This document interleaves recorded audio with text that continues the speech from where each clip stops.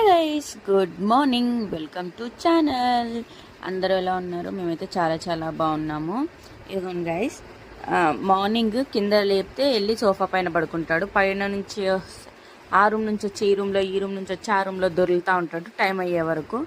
సరేలే అని చెప్పి నేను కూడా పేస్ట్ వేస్తున్నా, లేగాలి ఇంకా అని చెప్తున్నా. పేస్ట్ అయితే అయిపోయింది, అయినా స్పేర్గా ఇంకోటి ఉంది, కానీ ఇందులో పేస్ట్ ఉందన్నమాట. బికాస్ చూడండి ఒకసారి పేస్ట్ ఎంత వస్తుందో.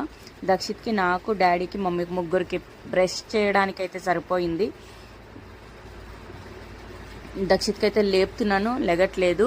సో ఇందులో పేస్ట్ ఎంతవరకు ఉందా చూద్దాం అని చెప్పేసి చూసినా. ప్రతిసారి అయితే మా 4 మెంబర్స్కి అయితే సరిపోతుంది స్క్వీజ్ చేసినా కూడా.